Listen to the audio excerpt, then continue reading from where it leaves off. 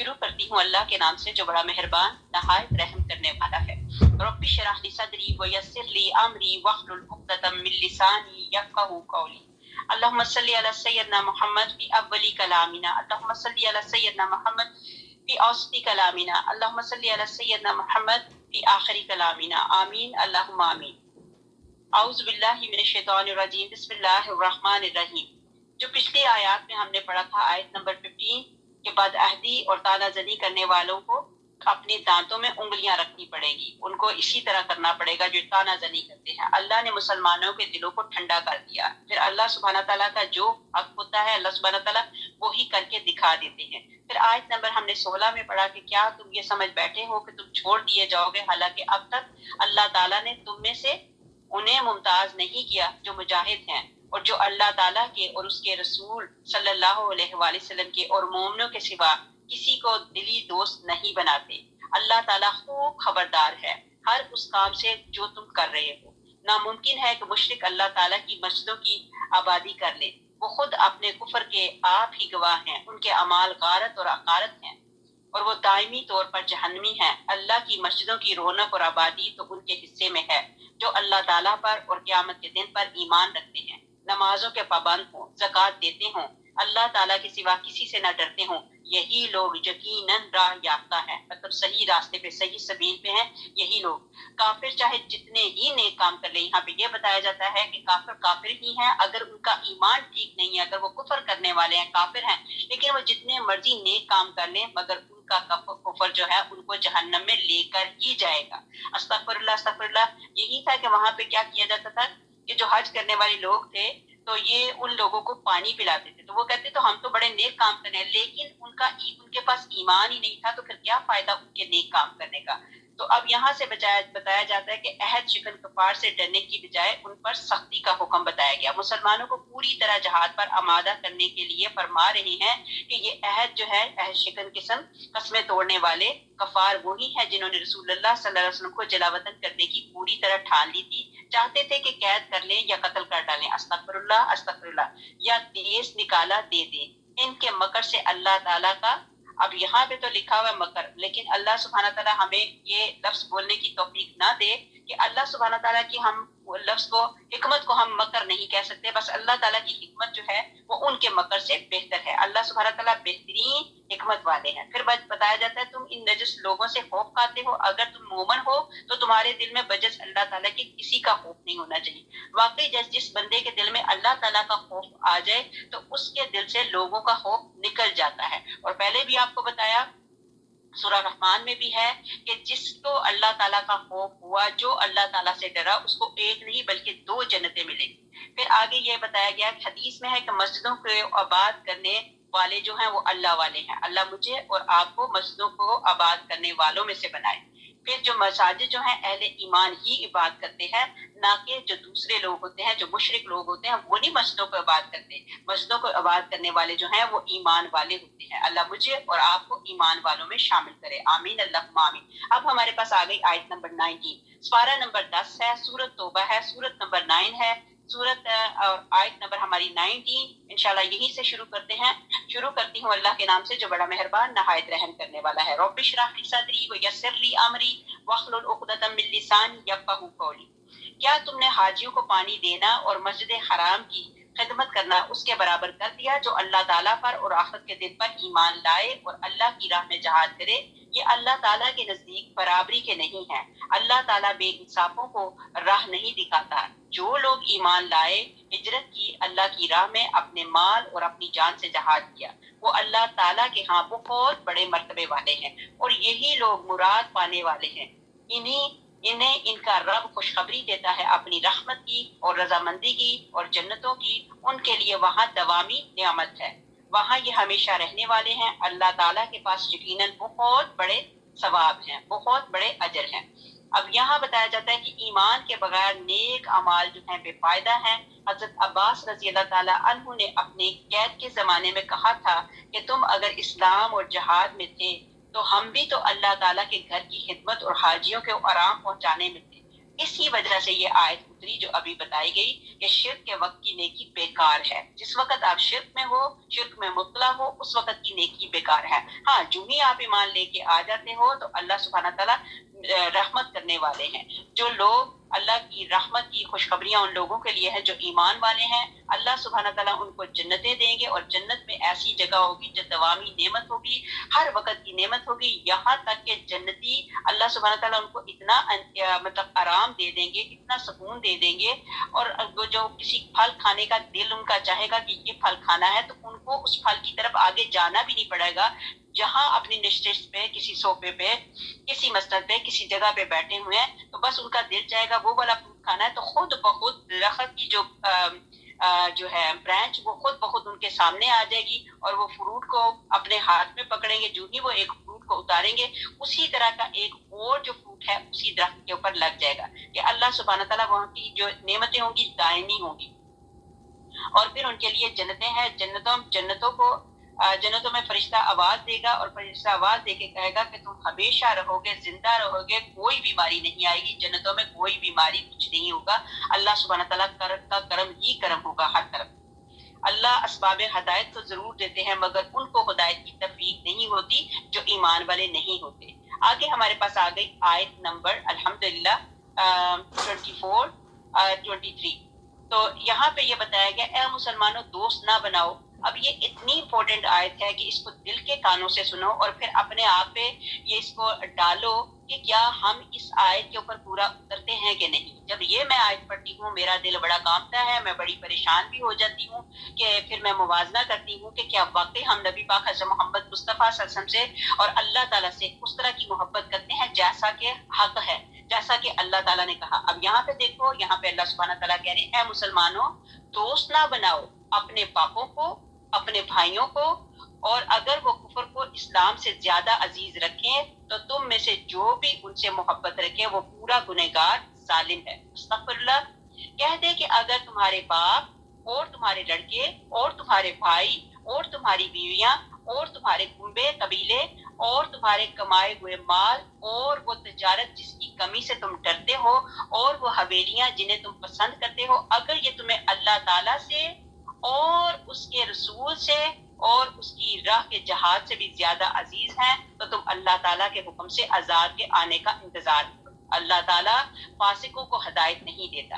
اللہ اکبر، اللہ اکبر. اگر ان 8 چیزوں کی محبت تمہارے اندر ہے، بتایا گیا یہ جو ابھی میں نے ساری بتائی نا، کہ تمہارے باپ، تمہارے بچے بیٹے، تمہارے بھائی، تمہاری بیویاں، تمہارے قبیلے، تمہارے کنبے، اور یہ ساری کی ساری چیزیں، حویلیاں، یہ ساری چیزیں ملا کے، تو اگر ان 8 چیزوں کی محبت تمہارے دل کے اندر زیادہ ہے تو جاؤ پھر دفاع ہو جاؤ.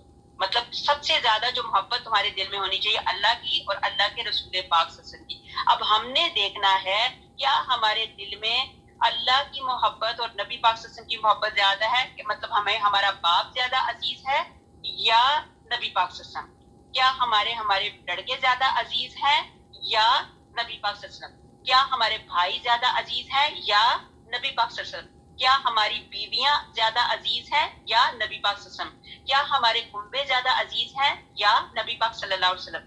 کیا ہمارے قبیلے کمائے ہوئے مال زیادہ عزیز ہیں یا نبی پاک صلی اللہ علیہ وسلم. کیا وہ تجارت جس کی کمی سے تم ڈرتے ہو، مطلب مال اموال جو پیسہ ویسا تجارتے ہیں اس کی کمی سے ڈرتے ہو، وہ ہمارے زیادہ عزیز ہے کہ نبی پاک صلی اللہ علیہ وسلم. ہماری حویلیاں زیادہ عزیز ہیں کہ نبی پاک حضرت محمد مصطفیٰ صلی اللہ علیہ وسلم. اب میں نے اور آپ نے یہیں پہ ٹھہر کے اپنا موازنہ کرنا ہے کہ کیا ہم نبی پاک صلی اللہ علیہ وسلم سے اس سے زیادہ محبت کرتے ہیں کہ یہ چیزیں ہمارے لیے زیادہ عزیز ہیں. اللہ تعالیٰ سے دعا کرے کہ اللہ سبحانہ تعالیٰ ہمیں اسی طرح کی محبت کرنے کی توفیق عطا فرمائے جس طرح کے نبی پاک صلی اللہ علیہ وسلم اور اللہ تعالیٰ کا مطلب حکم ہے کہ ان کی محبت ہمارے دلوں میں ہونی چاہیے.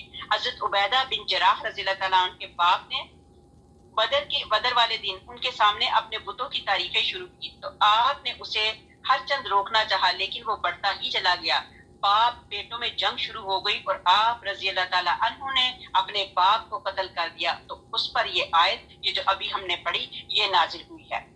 ایک پلڑے میں 8 محبتیں اور دوسرے میں اللہ کی محبت اور رسول پاک صلی اللہ علیہ وسلم کی محبت اور جہاد کی محبت، یہ ہم نے رکھنی ہے. اب آپ بھی سوچیں، میں بھی سوچوں کہ کیا ہم ایسا کرتے ہیں؟ ان کے دل میں خیال آ رہا تھا کہ ہمیں اپنے بہن بھائیوں کو قتل کرنا پڑے گا، پھر کیا کہا جائے گا کہ اللہ تعالیٰ تمہارے دلوں میں غیرت نہیں ہے۔ اب یہی ہے کہ ایک وقت ایسا بھی آیا کہ جو تھے کفار تھے، تو ان کا مطلب مقابلہ ہوا، تو انہوں نے پھر ان کی محبتوں کو پیچھے کیا، رشتہ داروں کی محبتوں کو پیچھے کیا، اللہ اور اللہ کے نبی پاک صلی اللہ علیہ وسلم کی محبت کو آگے کیا۔ اسی طرح آپ کو پتہ ہے کہ حضرت عمر فاروق رضی اللہ تعالیٰ عنہ، ان کے سامنے بتایا گیا کہ جب تک میں تمہیں اپنے سارے چیزوں سے عزیز نہ ہو جاؤں، تو حضرت عمر فاروق رضی اللہ تعالیٰ عنہ نے کہا کہ نبی پاک حضرت محمد مصطفیٰ صلی اللہ علیہ وسلم، جس کا مفہوم بتا رہی ہوں، نبی پاک حضرت محمد مصطفیٰ صلی اللہ علیہ وسلم، مجھے آپ اپنے بہن بھائی رشتہ دار عزیز و اقارب سب سے زیادہ آپ قریب ہو، لیکن میری جان سے آگے نہیں۔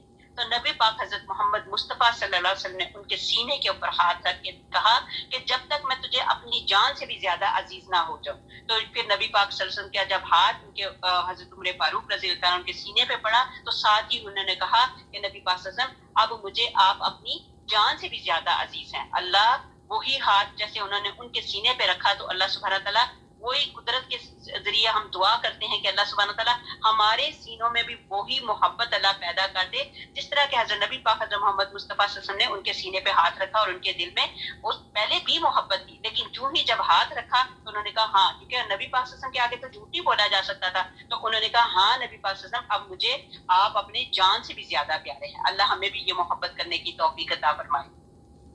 آیت نمبر 25، یقیناً اللہ تعالیٰ نے بہت سے میدانوں میں تمہیں فتح دی ہے، اور حنین کے لڑائی والے دن بھی جبکہ تمہیں اپنی کثرت پر ناز ہونے لگا تھا، لیکن اس نے تمہیں کوئی فائدہ نہ دیا، بلکہ زمین باوجود اپنی کشادگی کے تم پر تنگ ہو گئی، پھر تم پیٹ پھیر کر مڑ گئے۔ پھر اللہ تعالیٰ نے اپنی طرف کی تسکین اپنے نبی پر اور اپنے مومنوں پر اتار دی، اور اپنے لشکر بھیجے جنہیں تم دیکھ نہیں رہے تھے، اور کافروں کو پوری سزا دی۔ ان کفار کا یہی بدلہ تھا۔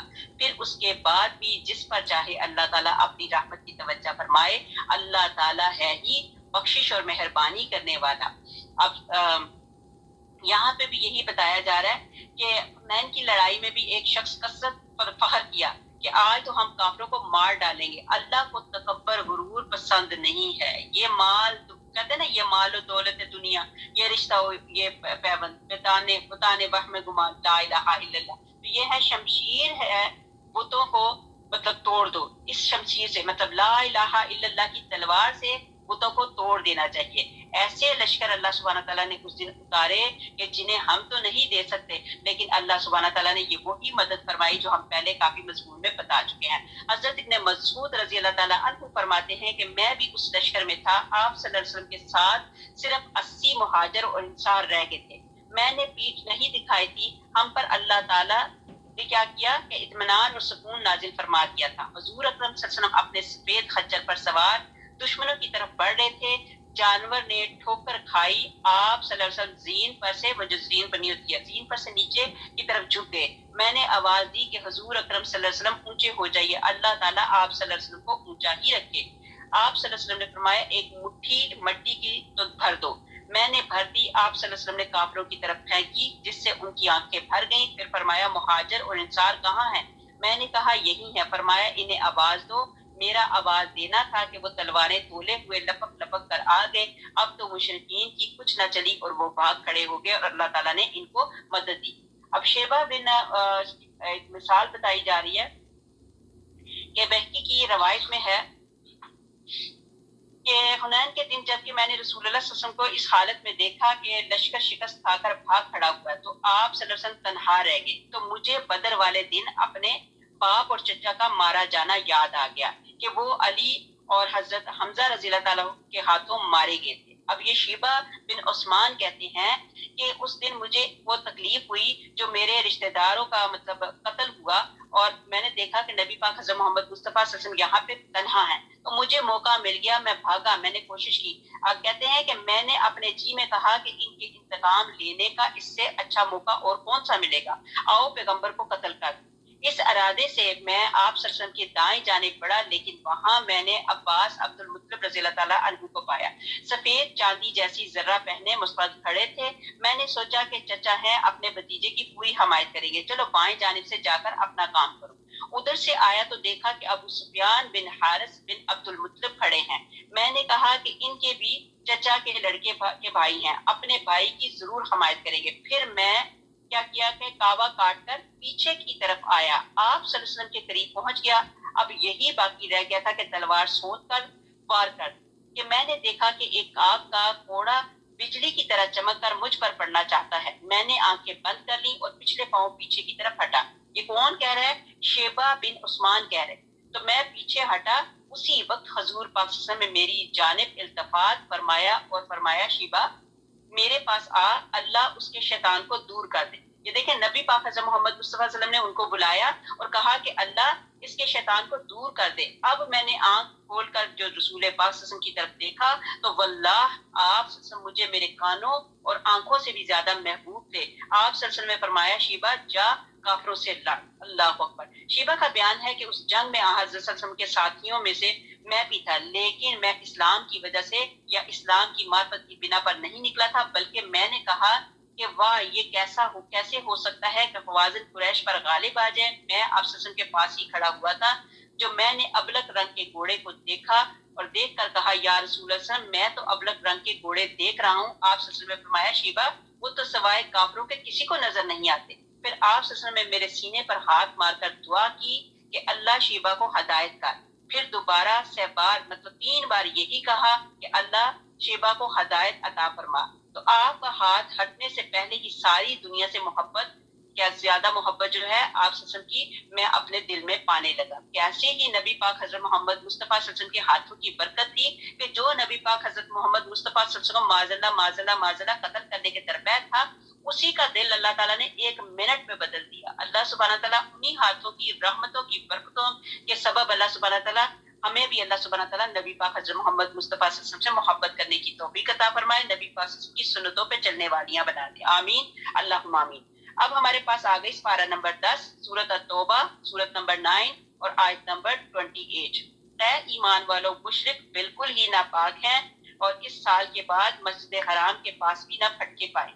اب یہاں پہ یہ بتایا گیا کہ مشرک لوگ جو تھے ان کو تو منع کر دیا گیا نا کہ وہاں نہیں. اگر تمہیں مفلسی کا خوف ہو تو اللہ تعالیٰ تمہیں دولت مند کر دے گا اپنے فضل سے اگر چاہے. اللہ تعالیٰ علم اور حکمت والا ہے.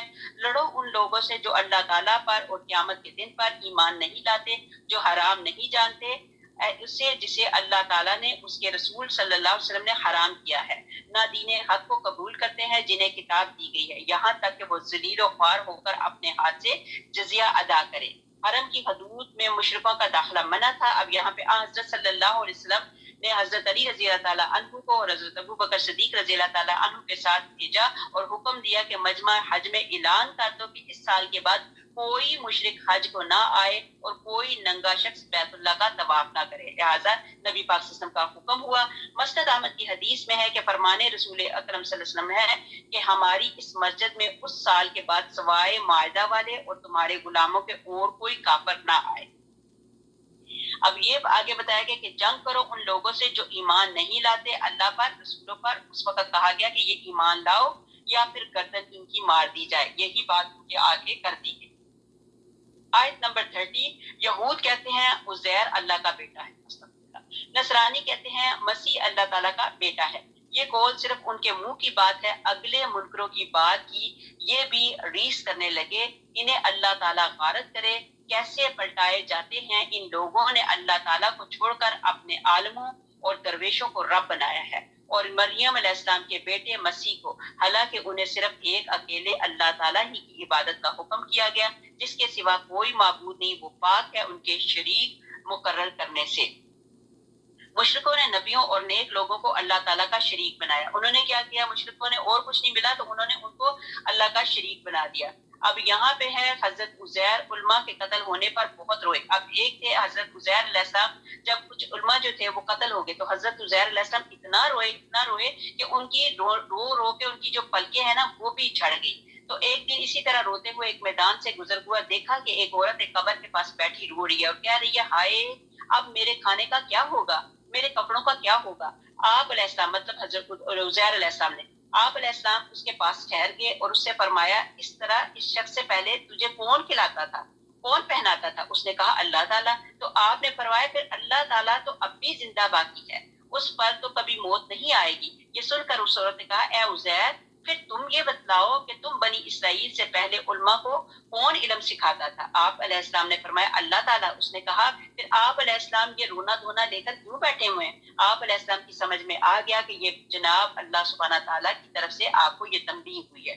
پھر آپ علیہ السلام نے فرمایا کہ فلاں نہر پر جا کر غسل کرو، وہیں 2 رکعت نماز نفل ادا کرو، وہاں تمہیں ایک شخص ملیں گے جو کچھ کھلائیں کھا لو. چنانچہ آپ علیہ السلام وہاں تشریف لے گئے، نہا کر نماز ادا کی، دیکھا کہ ایک شخص ہیں، کہہ رہے ہیں منہ کھولو. آپ علیہ السلام نے منہ کھول دیا تو انہوں نے 3 مرتبہ کوئی چیز آپ علیہ السلام کے منہ میں بڑی ساری ڈالی. اسی وقت اللہ تبارک تعالیٰ نے آپ علیہ السلام کا سینہ کھول دیا اور آپ علیہ السلام تورات کے سب سے بڑے عالم بن گئے. بنی اسرائیل میں گئے، ان سے فرمایا کہ میں تمہارے پاس تورات لایا ہوں. انہوں نے کہا کہ آپ علیہ السلام ہم سب کے نزدیک سچے ہیں. اب یہاں پہ یہی چیزیں بتائی گئی کہ اللہ سبحانہ تعالیٰ ہے. جب اللہ سبحانہ تعالیٰ پر بھروسہ رکھو تو اللہ سبحانہ تعالیٰ سب کے سارے کام بنانے والے ہیں. آیت نمبر 32. ان کی چاہت ہے کہ اللہ کا نور اپنے منہ سے بجھا دے، اور اللہ تعالیٰ انکاری، اور وہ اللہ تعالیٰ انکاری ہے مگر اس بات کا کہ اپنا نور پورا کرے، وہ کافر ناخوش رہیں. اسی نے اپنے رسول صلی اللہ علیہ وسلم کو ہدایت اور سچے دین کے ساتھ بھیجا ہے اور اسے اور تمام مذہبوں پر غالب کر دے اگرچہ مشرک برا مانے. یہاں پہ شمع سے وہ کیا کہتے تھے، پھوکوں سے شمع حق نہیں بجھ سکتی. تو یہ وہ اپنی طرف سے پوری کوشش کر رہے تھے کہ یہ حق کو مٹا دیں، لیکن جب اللہ تعالیٰ کا رضا نہیں ہوگی تو وہ کیسے کریں گے؟ تو اب یہی ہے کہ فرار کا کوئی راستہ نہیں. یہود سازشیں کرتے رہے، سامنے آ کر مقابلہ نہیں کرتے تھے لیکن پیچھے بیٹھ کے سازشیں کرتے تھے. آیت نمبر 34. اے ایمان والو، اکثر علماء اور عابد لوگوں کا مال ناحق کھا جاتے ہیں. اب یہ بات سنیں، اے ایمان والو، اکثر علماء اور عابد لوگوں کا مال ناحق کھا جاتے ہیں اور اللہ کی راہ سے روک دیتے ہیں، اور جو لوگ سونے چاندی کا خزانہ رکھتے ہیں اور اللہ کی راہ میں خرچ نہیں کرتے انہیں دردناک عذابوں کی خبر پہنچا دے جس دن اس خزانے کو آتش دوزخ میں دبایا جائے گا. اللہ اکبر. پھر اس سے ان کی پیشانیاں اور پہلو اور کمریں داغ دی جائیں گی. یہ ہے جسے تم اپنے لیے خزانہ بنا رہے تھے، بس اپنے خزانوں کا مزہ چکھو. اب کچھ لوگ ہیں جن کو دنیا کی محبت لگی ہوئی، اپنی چاندی سونے ساری چیزیں وہ کیا کرتے ہیں، ان کو چھپا چھپا کے رکھتے ہیں، اور جیسے کہ زکوٰۃ کا حکم ہے، چیزوں کا حکم ہے، وہ نہیں ہے، وہ اس کو ادا کرتے، اللہ کی راہ میں نہیں خرچ کرتے. تو ان کے لیے یہاں پہ بتا دیا گیا کہ ان کو یہ خبر سنا دو کہ ان کے لیے یہ خبر ہے کہ اللہ سبحانہ تعالیٰ ان کو دردناک عذاب پہنچائے گا. اور جو خزانے، جو زیور، جو چیزیں وہ یہاں پہ انہوں نے اپنے چھپا کے رکھی، وہی چیزیں اللہ تعالیٰ کے حکم سے ان کو تپایا جائے گا، ان کو گرم کیا جائے گا، اور یہی چیزیں جو ہیں ان کے جسموں کے اوپر داغی جائیں گی، مطلب ان کو ایسا تپا کے ان کے اوپر وہ کیا کہتے ہیں لگائی جائیں گی. استغفر اللہ. تو پھر اللہ تعالیٰ کہے گا یہ لو، یہ چیزیں چھپا رہے تھے، سمجھا رہے تھے، اپنے پاس رکھتے تھے، لو یہ اس کا بدلہ چکھو. مطلب حرام مال اور کیا کہتے ہیں وزرا جہنم کی آگ میں کیسے کیسے جلیں گے. اب یہ ثابت ہوا کہ جو شخص جس چیز کو محبوب بنا کر اللہ تعالیٰ کی اطاعت سے اسے مقدم کرے گا اسی کے ساتھ اسے عذاب ہوگا. ان مالداروں نے مال کی محبت میں اللہ تعالیٰ کے فرمان کو بھلا دیا تھا. آج اسی مال سے انہیں سزا دی جا رہی ہے. جیسے کہ ابو لہب کلم کلا حضور پاک صلی اللہ علیہ وآلہ وسلم کی دشمنی کرتا تھا اور اس کی بیوی اس کی مدد کرتی تھی. قیامت کے دن آگ کے اور بھڑکانے کے لیے اور وہ اپنے گلے میں رسی ڈال کر لکڑیاں لا کر اس کے سلگائے گی اور اس میں وہ جلتا رہے گا. یہ مال جو یہاں سب سے زیادہ پسندیدہ ہے، یہی مال قیامت کے دن سب سے زیادہ مضر ثابت ہوں گے. اسی کو گرم کر کے اس سے داغ دیے جائیں گے. استغفر اللہ. پھر حضرت طاؤس رحمۃ اللہ علیہ فرماتے ہیں کہ اس کا مال ایک اسلحہ بن کر اس کے پیچھے لگے گا، جو عضو سامنے آ جائیں گے اس کو چبا جائے گا. رسول اللہ صلی اللہ علیہ وآلہ وسلم فرماتے ہیں اپنے بعد خزانہ چھوڑ جائے جو بھی، اس کا وہ خزانہ قیامت کے دن زہریلا اسلحہ بن کر اس کی آنکھوں پر نکتے ہوں گے اور اس کے پیچھے لگے گا کہ یہ بھاگتا ہوا پوچھے گا کہ تو کون ہے؟ وہ کہے گا تیرا جمع کردہ وہ مرنے کے بعد چھوڑا ہوا خزانہ. آخر اسے پکڑ لے گا اور اس کا ہاتھ چبا جائے گا، پھر باقی جسم بھی. استغفر اللہ استغفر اللہ استغفر اللہ. اللہم لا تجعلنا منہم. اب ہمیں ہماری بہنوں یہ سوچنا ہے کہ ہم نے جو اللہ تعالیٰ کا حق بنتا ہے، جیسے زکوٰۃ ہے، تو ہم کہتے ہیں, ہمارے دل میں آتے ہیں ہائی ہم نے زکوٰۃ دینی پڑے گی, تو اللہ تعالیٰ نے ہمیں دیا بھی تو اتنا زیادہ ہے نا. اگر اللہ تعالیٰ نے اتنا دیا تو اللہ تعالیٰ نے کیا کہا, سارے کا سارا تو نہ میری اللہ تعالیٰ نے نہیں مانگا کہ سارے کا سارا تم زکوٰۃ دے دو, 2.5% دینا ہے. جیسے $1,000 ہے, $1,000 میں سے صرف ہم نے 25% ہی دینے ہیں نا. تو اسی طرح مجھے اور آپ کو اپنے بچوں کو بھی سکھانا ہے, اپنے بچوں کو بھی بتانا ہے, جن کے پاس, جیسے میں نے مثال کے طور پہ بتایا کہ $1,000 ہے, تو اس میں آپ نے $25 ہے وہ اس کی زکوٰۃ نکالنی ہے. تو یہ بھی تو اللہ کا شکر ادا کرو کہ اللہ تعالیٰ نے $1,000 بھی تو دیے ہیں. اگر یہ $25 اس میں سے زکوٰۃ نکالو گے تو اللہ سبحانہ تعالیٰ تمہارے پیسے کو بڑھائے گا. اللہ کا وعدہ ہے, اس نے تمہارے جو پیسے ہیں اس کو کم نہیں کرے گا اللہ تعالیٰ, اس کو بلکہ بڑھائے گا. آیت نمبر 36, مہینوں کی گنتی اللہ تعالیٰ کے نزدیک کتاب اللہ میں 12 کی ہے, اسی دن سے کہ آسمان اور زمین کو اس نے پیدا کیا ہے, اس میں سے 4 حرمت اور ادب کے ہیں. یہی درست دین ہے. تم ان مہینوں میں اپنی جانوں پر ظلم نہ کرو, اور تم تمام مشرکوں سے جہاد کرو جیسے کہ وہ تم سب سے لڑتے ہیں. جان رکھو کہ اللہ تعالیٰ متقیوں کے ساتھ ہے. متقی ہوتے ہیں پرہیزگار, جو اللہ تعالیٰ کے حکم کے مطابق زندگی گزارتے ہیں, جو اللہ تعالیٰ سے ڈر کے اپنے کام کرتے ہیں. اللہ سبحانہ تعالیٰ انہی کا ساتھ دے گا. ایک تو اللہ سبحانہ تعالیٰ نے بار بار کہا کہ ان اللہ مع الصابرین, کہ اللہ سبحانہ تعالیٰ صبر کرنے والوں کے ساتھ ہے. اب یہاں پہ بتایا ان اللہ مع المتقین, کہ اللہ سبحانہ تعالیٰ متقیوں کے, مطلب جو اللہ تعالیٰ کا خوف رکھتے ہیں. آگے ہمارے پاس آ گئی آیت نمبر 37, مہینوں کا آگے پیچھے کر دینا بھی کفر کی زیادتی ہے. اس سے وہ لوگ گمراہی میں ڈالے جاتے ہیں جو کافر ہیں. ایک سال تو اسے حلال کر لیتے ہیں اور ایک سال اسی کو حرمت والا کر دیتے ہیں, کہ اللہ تعالیٰ نے جو حرمت رکھی ہے اس کے شمار میں تو موافقت کر لی, پھر اسے حلال بنا لے. جسے اللہ تعالیٰ نے حرام کیا ہے انہیں ان کے برے کام بھلے دکھائی دیے گئے ہیں.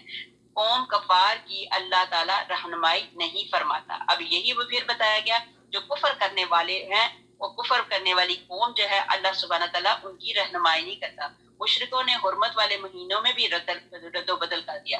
حرام کو حلال اور حلال کو حرام بنا لیتے ہیں. 3 مہینے کی حرمت کو تو ٹھیک رکھا, پھر چوتھے مہینے کی حرمت کو اس طرح بدل دیا کہ محرم کو سفر کے مہینے میں کر دیا اور محرم کی حرمت نہ کی. یہ اس کے بارے میں آیت آئی. آیت نمبر 38, اے ایمان والو تمہیں کیا ہو گیا ہے کہ جب تم سے کہا جاتا ہے کہ چلو اللہ کی راہ میں کوچ کرو تو تم زمین پکڑ لیتے ہو. کیا تم آخرت کے عوض دنیا کی زندگانی پر ہی ریچھ گئے ہو؟ سنو, زندگانی دنیا تو آخرت کے مقابلے میں کچھ یوں ہی سی ہے کہ اگر تم نے کوچ نہ کیا تو تمہیں اللہ تعالیٰ دردناک سزا دے گا اور تمہارے سوا اور لوگوں کو بدل لائے گا. استغفر اللہ. تم اللہ تعالیٰ کو کوئی نقصان نہیں پہنچا سکتے. اللہ تعالیٰ ہر چیز پر قادر ہے. بے شک کوئی بندہ انسان کوئی بھی ایسی چیز جو ہے وہ اللہ تعالیٰ کو نقصان نہیں پہنچا سکتی. بے شک واللہ علی کل شیء قدیر, بے شک اللہ سبحانہ تعالیٰ ہر چیز پہ قادر ہے. اب یہاں پہ بتایا کیا تم آخرت دے کر دنیا خرید رہے ہو؟ یہی تو ہے کہ یہ دنیا کو خریدنا, دنیا کچھ چیز نہیں ہے, آخرت کو خریدو. دنیا کو بیچ دو اور آخرت کو خریدو. جہاز سے جی چرانے والوں کو پھر تنبیہ کی گئی. پھر اسی طرح بتایا گیا کہ ان آیتوں کا مطلب یہ ہے کہ جنہیں رسول اللہ صلی اللہ علیہ وسلم جہاد کے لیے نکلنے کو فرمائیں وہ فرمان سنتے ہی اٹھ کھڑے ہو جائیں. یہ بات بتائی گئی ان آیت میں. آیت نمبر ہمارے پاس آ گئی 40, آیت نمبر 40, پارہ نمبر 10, سورۃ توبہ, سورۃ نمبر 9. اگر تم اس کی مدد نہ کرو تو اللہ تعالیٰ ہی نے اس کی مدد اس وقت کی تھی جب کہ اسے کافروں نے دیش سے نکال دیا تھا. 2 میں سے دوسرا, یہ کن کی بات ہو رہی ہے؟ یہ حضرت نبی پاک حضرت محمد مصطفیٰ صلی اللہ علیہ وآلہ وسلم کی بات ہو رہی ہے. حضرت ابو بکر صدیق کی اور نبی پاک صلی اللہ علیہ وسلم کی بات ہو رہی ہے. یہ غار ثور کی بات ہو رہی ہے. میں پھر پڑھتی ہوں, اگر تم اس کی مدد نہ کرو تو اللہ تعالیٰ ہی نے اس کی مدد اس وقت کی تھی جبکہ اسے کافروں نے دیش سے نکال دیا تھا. 2 میں سے دوسرا, جبکہ وہ دونوں غار میں تھے. جب یہ اپنے ساتھی سے کہہ رہا تھا کہ غم نہ کر, اللہ تعالیٰ ہمارے ساتھ ہے. یہ کون کہہ رہا تھا؟ نبی پاک حضرت محمد مصطفیٰ صلی اللہ علیہ وسلم نے حضرت ابو بکر صدیق رضی اللہ تعالیٰ عنہ کو تسلی دی کہ آپ ڈر کیوں رہے ہیں. 2 میں سے دوسرا مطلب نبی پاک صلی اللہ علیہ وسلم کے ساتھ جو دوسرے جو تھے وہ حضرت ابو بکر صدیق رضی اللہ تعالیٰ عنہ تھے. تو ان کو نبی پاک صلی اللہ علیہ وسلم کہہ رہے ہیں کہ غم نہ کر, اللہ تعالیٰ ہمارے ساتھ ہے. پس جناب باری تعالیٰ نے اپنی طرف سے تسکین اس پر نازل فرما کر ان لشکروں سے اس کی مدد کی جنہیں تم نے دیکھا بھی نہیں. اس نے کافروں کی بات پست کر دی. جلد بلند اور عزیز تو اللہ تعالیٰ کا کلمہ ہی ہے. اللہ تعالیٰ غالب ہے، حکمت والا. نبی پاک حضرت محمد مصطفیٰ صلی اللہ علیہ وسلم اور صدیق اکبر رضی اللہ تعالیٰ عنہ کا یہ قصہ غار کی بات ہو رہی ہے کہ جب دونوں نے جا کے غار میں بنا لی تو وہ وہاں پہ غار میں رہے اور وہاں پہ اللہ سبحانہ تعالیٰ نے ان کی مدد فرمائی. اللہ سبحانہ تعالیٰ نے کیا کیا معاملے فرمائے جس سے ان کی مدد کی. آپ صلی اللہ علیہ وسلم نے فرمایا تو ان دو کو کیا سمجھتا ہے جن کا تیسرا خود رب العالمین ہے. الغرض اس موقع پر جناب باری تعالیٰ نے آپ صلی اللہ علیہ وسلم کی مدد فرمائی. اچھا، کافروں نے مکہ سے نکال دیا حضور پاک صلی اللہ علیہ وسلم اور ابو بکر صدیق رضی اللہ تعالیٰ عنہ کا پورا واقعہ. یہ پورا واقعہ سنائیں گے، آپ لوگوں کو زیادہ پتہ ہی ہے تو انشاءاللہ تعالیٰ ہم صرف خلاصے کو لے کے چلیں گے. آیت نمبر 41. نکل کھڑے ہو جاؤ، ہلکے پھلکے ہو تو بھی اور بھاری پر کم ہو تو بھی. راہ اللہ میں اپنے مال جان سے جہاد کرو، یہی تمہارے لیے بہتر ہے اگر تم میں علم ہے. اب یہ بتایا گیا یہاں پہ یہ جو نکلنا ہے یہ فرض عین ہے، چاہے سامان ہے یا نہیں. جب نکلنے کا حکم ہو گیا تو فوری طور پہ نکلو، ہلکے یا بھاری ہر حال میں اللہ کی راہ میں نکلو جیسے اللہ کا حکم ہے. اگر جوان ہو، بوڑھے ہوں، امیر ہوں، فارغ ہوں، مشغول ہوں، خوشحال ہوں یا تنگ دل ہوں، بھاری ہوں یا ہلکے ہوں، حاجت مند ہوں، کاریگر ہوں، آسانی والے ہوں، سختی والے ہوں، پیشہ ور ہوں یا تجارتی ہوں یا کبھی ہوں یا کمزور ہوں، جس حالت میں بھی ہوں بلا عذر کھڑے ہو جائیں اور راہ الہی کے جہاد کے لیے چل پڑے کیونکہ اللہ کا حکم آ گیا. آیت نمبر 42. اگرچہ جلد وصول ہونے والا مال و اسباب ہوتا اور ہلکا سفر ہوتا تو یہ ضرور تیرے پیچھے ہو لیتے، لیکن ان پر تو دوری اور دراز کی مشکل پڑ گئی. ان پر تو دوری اور دراز کی مشکل پڑ گئی. اب انہوں نے یہ بتایا کہ اگر پاس والی کوئی جگہ ہوتی اور وہاں پہ کوئی مشکل نہ ہوتی تو یہ فوراً چل پڑتے، لیکن جب دوری کی بات پڑ گئی تو ان کے لیے مشکل بن گئی. اب تو یہ اللہ تعالیٰ کی قسمیں کھانے لگے کہ اگر ہم میں قوت اور طاقت ہوتی تو ہم یقیناً آپ کے ساتھ نکل پڑتے. یہ اپنی جانوں کو خود ہی ہلاکت میں ڈال رہے ہیں. ان کا جھوٹا ہونے کا سچا علم اللہ تعالیٰ کو ہے. اب انہوں نے اپنے ہیلو حجت کرنی شروع کر دی کہ ہم طاقت نہیں ہے، کسی نے کہا میرے بیوی بچے پیچھے ہیں، کچھ نے کچھ کہا، کسی نے کچھ کہا، تو وہ ان کے ساتھ نہیں چلے جبکہ سارا علم اللہ تعالیٰ کے پاس ہے کہ یہ جھوٹے ہیں، یہ جھوٹ بول رہے ہیں. آگے اللہ تعالیٰ تجھے معاف فرما دے، تو نے انہیں کیوں اجازت دے دی بغیر اس کے کہ تیرے سامنے سچے لوگ کھل جائیں اور تو جھوٹے لوگوں کو بھی جان لے. اللہ تعالیٰ پر اور قیامت کے دن پر ایمان اور یقین رکھنے والے تو مالی اور جانی جہاد سے رک رہنے کی کبھی بھی تجھ سے اجازت طلب نہیں کریں گے. اللہ تعالیٰ پرہیزگاروں کو خوب جانتا ہے. یہ اجازت تو تجھ سے وہی طلب کرتے ہیں جنہیں نہ اللہ تعالیٰ پر ایمان ہے، نہ آخرت کے دن کا یقین ہے، جن کے دل شک میں پڑے ہوئے ہیں اور وہ اپنے شک میں ہی سرگرداں ہیں.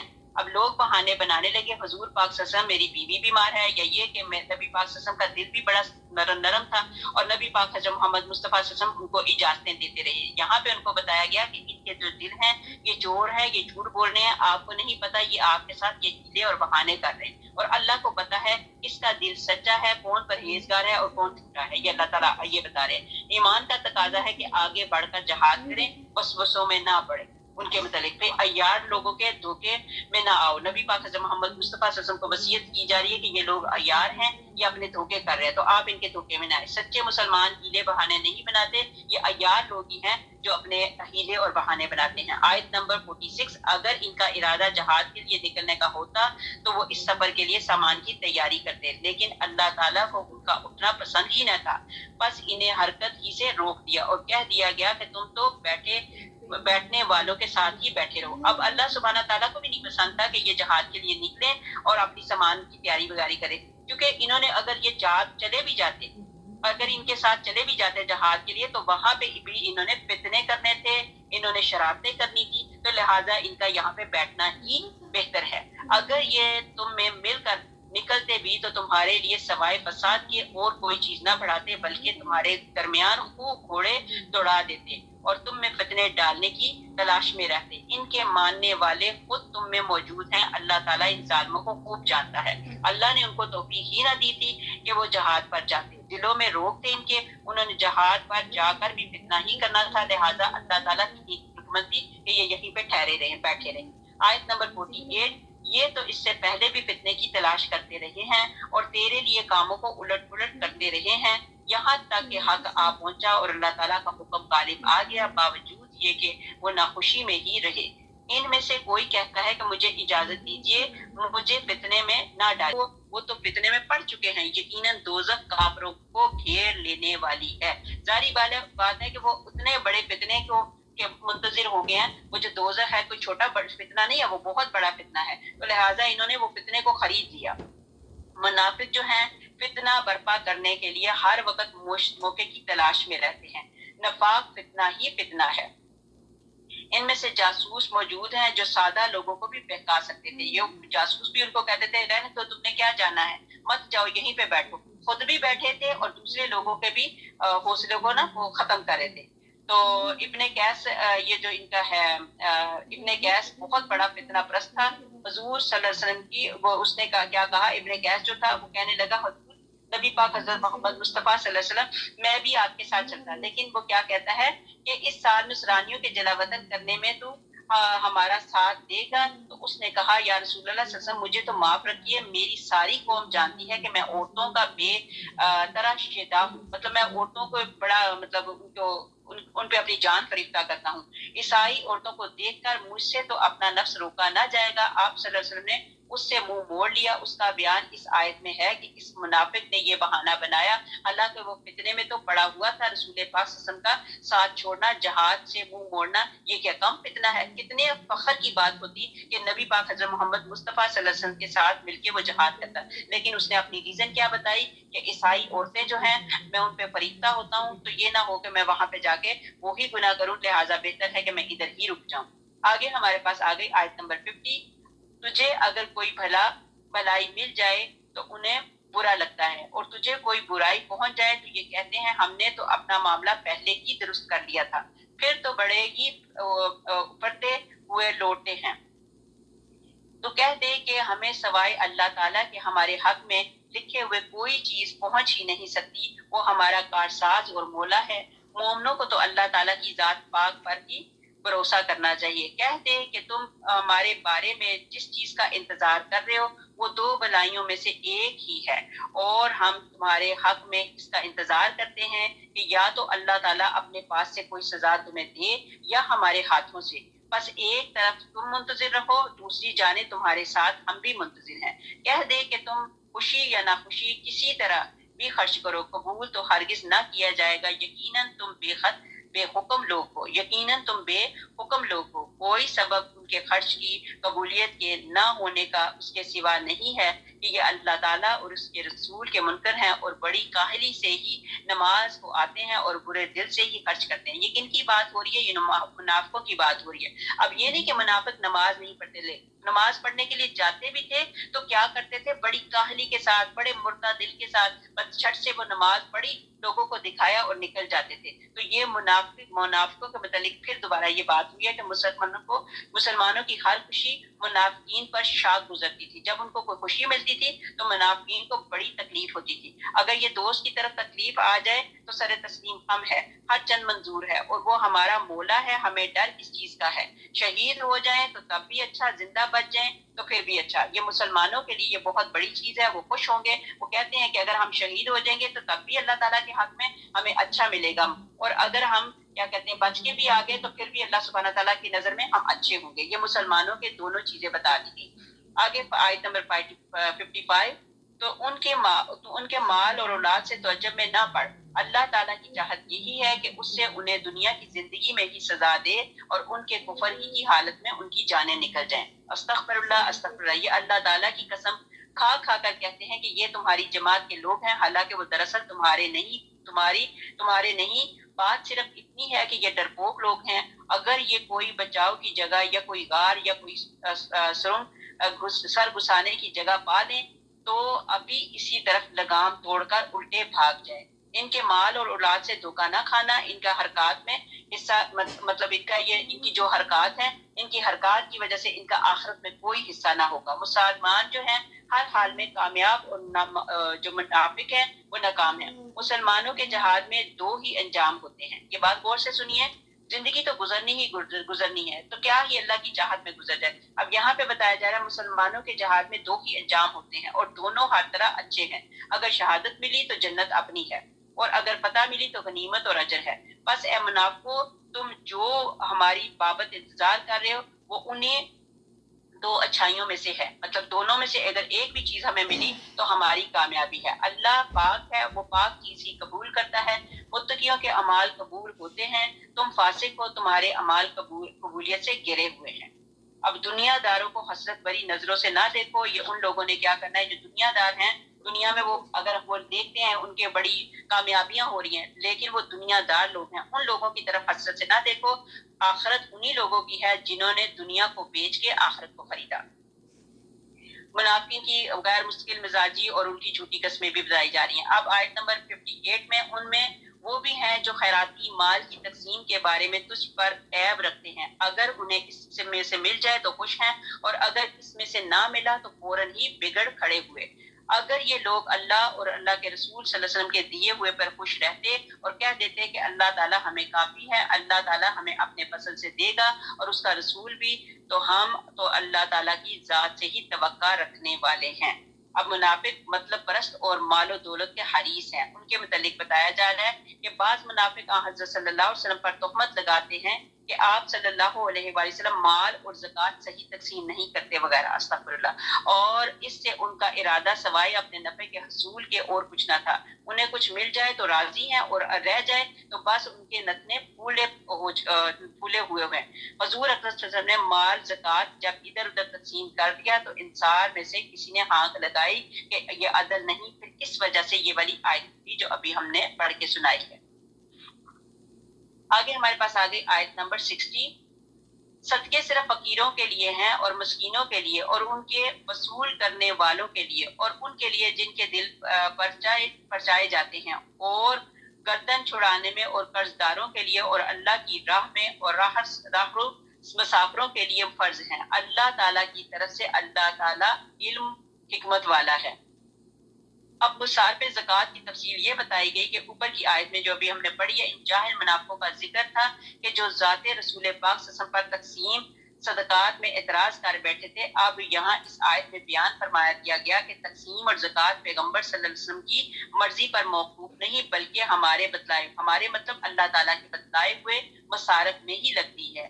ہم نے آپ اس کی تقسیم کر دی ہے، کسی اور کے یہ سپرد نہیں کی، مطلب اللہ تعالیٰ نے کہا یہ تقسیم جو ہے میری اپنی ہے، کسی اور کی نہیں۔ پھر آگے بتایا گیا کہ نبی پاک صلی اللہ علیہ وسلم کے کہ آپ صلی اللہ علیہ وسلم نے جواب دیا کہ محمد اور آل محمد پر صدقہ حرام ہے، یہ تو لوگوں کی میل کچیل ہے۔ ظاہری بات ہے، آپ کو پتا ہے کہ سید لوگ جو ہوتے ہیں ان کے اوپر صدقہ نہیں لگتا۔ پھر ایک حدیث میں ہے کہ 3 قسم کے لوگوں کی مدد اللہ تعالیٰ کے ذمہ حق ہے، وہ غازی جو اللہ تعالیٰ کی راہ میں جہاد کرتا ہو، وہ مکاتب غلام اور قرض دار جو ادائیگی کی نیت رکھتا ہو، وہ نکاح کرنے والا جس کا ارادہ بدکاری سے محفوظ رہنے کا ہے۔ یہ ان لوگوں کی جو مدد ہے وہ اللہ تعالیٰ کے ذمے ہے۔ مسلم میں آپ صلی اللہ علیہ وسلم فرماتے ہیں کہ ایک قرض دار کو اللہ تعالیٰ قیامت کے دن بلا کر اپنے سامنے کھڑا کر کے پوچھے گا کہ تو نے قرض کیوں لیا اور کیوں رقم ضائع کر دی جس سے لوگوں کے حقوق برباد ہوئے۔ وہ جواب دے گا کہ اے اللہ تعالیٰ، تجھے خوب علم ہے کہ میں نے یہ رقم کھائی نہ اڑائی، بلکہ میرے ہاں سے مثلا چوری ہو گئی یا آگ لگ گئی یا کوئی اور آفت آ گئی، تو اللہ تعالیٰ فرمائے گا میرا بندہ سچا ہے، آج تیرے قرض کے ادا کرنے کا سب سے زیادہ مستحق میں ہی ہوں۔ پھر اللہ تعالیٰ کوئی چیز منگوا کر اس کی نیکیوں کے پلڑے میں رکھ دے گا جس سے نیکیاں برائیوں سے بڑھ جائیں گی، اور اللہ تبارک تعالیٰ اسے اپنے فضل اور رحمت سے جنت میں لے جائے گا۔ اللہ اکبر۔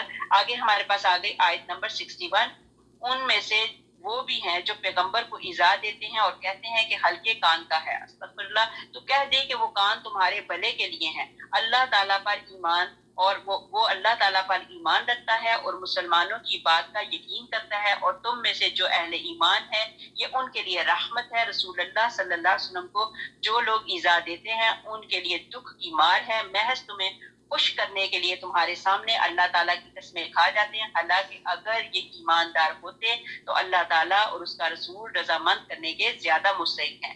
کیا یہ نہیں جانتے کہ جو بھی اللہ تعالیٰ کی اور اس کے رسول پاک صلی اللہ علیہ وسلم کی مخالفت کرے اس کے لیے یقیناً دوزخ کی آگ ہے جس میں وہ ہمیشہ رہنے والا ہے، یہ ہے زبردست رسوائی۔ مطلب یہ ان کے لیے بتائی گئی. یہ زیادہ منافقین کی بات ہو رہی ہے کہ منافقین کو اظہار رسائی، منافقوں کی ایک جماعت بڑی موذی ہے، اپنی باتوں سے پیغمبر الہی صلی اللہ علیہ وسلم کو دکھ پہنچاتی ہے اور کہتی ہے کہ یہ نبی تو کانوں کا بڑا ہی کچا ہے، استغفر اللہ، جس سے جو سنا مان لیا. ہم بھی آپ کے پاس اس کے پاس جائیں گے اور قسمیں کھائیں گے اور ہماری بات بھی باور کر لے گا. اب یہ منافق کہتے تھے کہ ان کے تو یہ کانوں کے بڑے کچے ہیں، ان کو جو بھی کہیں گے تو یہ مان لیں گے، لہٰذا ہم بھی جائیں گے اور قسمیں کھا کے ان کو بات اپنی بتا دیں گے اور یہ مان جائیں گے. منافقین کی پھر جھوٹی قسموں کے متعلق بتایا جا رہا ہے کہ منافقین جو ہیں وہ جھوٹی قسمیں کھاتے ہیں. اب یہ بھی بتایا گیا کہ عبداللہ بن ابی کا بیٹا آیا. نبی پاک حضرت محمد مصطفیٰ صلی اللہ علیہ وسلم اتنے نرم دل تھے. عبداللہ جو بہت یہ منافقوں کا سب سے بڑا سردار، منافقوں کا سب سے بڑا باپ اس کو کہا جاتا ہے، عبداللہ بن ابی.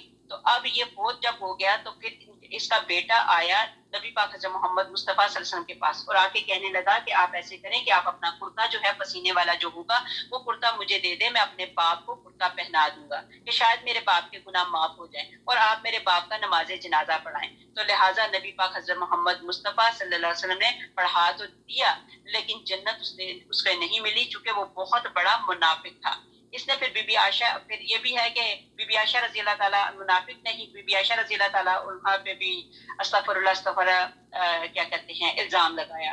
تو یہ ایسے لوگ ہیں جن کی کبھی بخشش نہیں ہوگی. یہ منافق سامنے کچھ ہیں اور پیچھے کچھ ہیں اور آگے کچھ ہیں. آیت نمبر 64، منافقوں کو ہر وقت اس بات کا کھٹکا لگا رہتا ہے کہ کہیں مسلمانوں پر کوئی صورت نہ اترے جو ان کے دلوں کی باتیں انہیں بتلا دے. اب ان کو یہ بھی ڈر تھا کیونکہ یہ منافق تھے، سامنے کچھ تھے آگے کچھ تھے. منافق ڈرتے تھے کہ کہیں مسلمانوں پر ہمارے دلوں کا پتہ نہ چل جائے، مسلمانوں کو کوئی ایسی آیت نہ اتر جائے جس سے مسلمان ہمارے اندر سے مطلب ان کو جان بوجھ ہو جائے. تو آگے بتایا کہ کہہ دے کہ تم مذاق اڑاتے رہو، یقیناً اللہ تعالیٰ اسے ظاہر کرنے والا ہے جس سے تم ڈر دبک رہے ہو. اگر تو ان سے پوچھے تو صاف کہہ دے، اگر تو ان سے پوچھے گا تو صاف کہہ دیں گے کہ ہم تو یوں ہی آپس میں ہنس بول رہے تھے. تو کہہ دے کہ اللہ، اس کی آیتیں اور اس کا رسول ہی تمہارے ہنسی مذاق کے لیے رہ گئے ہیں. تم بہانے نہ بناؤ، یقیناً تم اپنے ایمان کے بعد بے ایمان ہو گئے. اگر ہم تم میں سے کچھ لوگوں سے درگزر بھی کر لیں تو کچھ لوگوں کو ان کے جرم کی سنگین سزا بھی دیں گے. منافقوں کو ہر وقت اپنے نفاق کے ظاہر ہونے کا ڈر رہتا تھا. منافقین کا اللہ، نبی اور قرآن پاک پہ استضاء. ایک منافق کہہ رہا تھا کہ ہمارے یہ قرآن خواں لوگ بڑے پیٹو، بڑے لباڑ اور بڑے بزدل ہیں. حضور پاک صلی اللہ علیہ وسلم کے پاس جب اس کا ذکر ہوا تو یہ عذر پیش کرتا ہوا آیا کہ یا رسول اللہ صلی اللہ علیہ وسلم، ہم تو یوں ہی وقت گزاری کے لیے ہنس بول رہے تھے. تو آپ صلی اللہ علیہ وسلم نے فرمایا، ہاں تمہاری ہنسی کے لیے اللہ تعالیٰ کے رسول اور قرآن ہی رہ گیا ہے. استغفر اللہ. یہ منافق کا درجہ بہت ہی برا ہے اور یہ دوزخ کے بالکل نیچے والے درجے میں ہوں گے. آیت نمبر 67، تم منافق مرد عورت آپس میں ایک ہی ہیں، یہ بری باتوں کا حکم دیتے ہیں اور بھلی باتوں سے روکتے ہیں، اپنی مٹھی بند رکھتے ہیں. یہ اللہ تعالیٰ کو بھول گئے، اللہ تعالیٰ نے بھی انہیں بھلا دیا. اب یہی بات بتائی جا رہی ہے تمام منافق مرد اور جو ہیں یہ سارے کے سارے بری باتوں کا حکم کہنے والے بھی کرنے والے بھی. تو پھر انہوں نے اللہ کو بلا دیا. تو پھر اللہ تعالیٰ بھی قرآن پاک میں کہتے ہیں کہ یہ اللہ تعالیٰ کو بھول گئے، اللہ تعالیٰ نے بھی انہیں بلا دیا. بے شک منافق ہی فاسق اور بدکردار ہیں. اللہ تعالیٰ ان منافق مردوں اور عورتوں اور کافروں سے جہنم کی آگ کا وعدہ کر چکا ہے جہاں یہ ہمیشہ رہنے والے ہیں، وہی انہیں کافی ہے. ان پر اللہ تعالیٰ کی پھٹکار ہے اور انہی کے لیے دائمی عذاب ہے. مثل ان لوگوں کے جو تم سے پہلے تھے، تم سے وہ زیادہ قوت والے تھے اور زیادہ مال و اولاد والے تھے، بس وہ اپنا دینی حصہ برت گئے، پھر تم نے بھی اپنا حصہ برت لیا جیسے تم سے پہلے کے لوگ اپنے حصے سے فائدہ مند ہوئے تھے، اور تم نے بھی اسی طرح مذاقانہ بحث کی جیسے کہ انہوں نے کی تھی. ان کے اعمال دنیا اور آخرت میں غارت ہوئے، یہی لوگ نقصان پانے والے ہیں. اب یہاں میں مکشی بن حمیر جو مسلمان ہو گئے تھے ان کا نام بدل کر عبد الرحمن رکھا. یہ یمامہ والے دن یہ بزرگ شہید ہو گئے. اب یہ کیا ہوا کہ پہلے یہ جو تھے کہ ان کا یہ مکشی بن حمیر نے کہا یا رسول اللہ صلی اللہ علیہ وسلم آپ میرا اور میرے باپ کا نام لاحظہ فرمائیے، بس اس وجہ سے یہ لغو حرکت اور حماقت مجھ سے سرزد ہو گئی، معاف فرمایا جا. بس इससे जनाब बारी ताला ने दरगुजर फरमाया और इस आयत में इसी से दरगुजर फरमाने का जिक्र भी हुआ है कि इसके बाद उसने अपना नाम बदल लिया और अब्दुर्रहमान रखा और फिर वो मुसलमान हो गया और मुसलमान भी ऐसा हुआ कि सच्चा पक्का मुसलमान हो गया। जब मुसलमान हो गया तो मुसलमान होने के बाद ये यमामा वाले दिन ये काफी बुजुर्ग हो गया था, यमामा वाले दिन ये शहीद हो गया और इसने दुआ भी की थी कि अल्लाह सुब्हानहू तआला मैं इस तरह का शहीद हूँ कि इन्होंने कहा कि मेरी तौबा अपनी राह में शहीद कर, मुझे मैं तौबा करता हूँ, मेरी तौबा कबूल फरमा, मुझे अपनी राह में शहीद कर और इसी तरह के ना कोई मुझे गुस्ल दे और ना मुझे कोई कफन दे ना मुझे कोई दफन दे। यही हुआ जंग यमामा में शहीद के शहदा के साथ शहीद हुए। तमाम शहदा की लाशें मिल गई लेकिन इनकी लाश जो है उसका पता ही ना चला और इनकी दुआ कबूल हुई। फिर जालिमों के अंजाम से इबरत हासिल करो, यहाँ पे यही बताया गया। आगे हमारे पास आ गई आयत नंबर 70। क्या उन्हें अपने पहले के लोगों की खबरें नहीं पहुंची? कौम नूह और आद और समूद और कौम इब्राहिम और अहले मदियन और अहले मुतफाकात और उनके पास के उनके पैगंबर दलीलें लेकर पहुंचे। अल्लाह ताला ऐसा ना था कि उन पर जुल्म करे बल्कि उन्होंने खुद ही अपनी जानों पर जुल्म किया। आपको बार बार बताया जा रहा है कुरान पाक में, अल्लाह सुब्हानहू तआला बार बार कह रहे हैं कि मैं जालिम नहीं हूँ। जो लोग ये जुल्म करते हैं वो खुद अपनी जानों पे जुल्म करते हैं। मर्द मोमन औरत आपस में एक दूसरे के ममदू मावन और दोस्त हैं, भलाइयां सिखाते हैं और बुराइयों से रोकते हैं, नमाजों को पाबंदी से बजा लाते हैं, ज़कात अदा करते हैं, अल्लाह ताला की और उसके रसूल पाक की मानते रहते हैं। यही लोग हैं जिन पर अल्लाह ताला बहुत जल्द रहम फरमाएगा।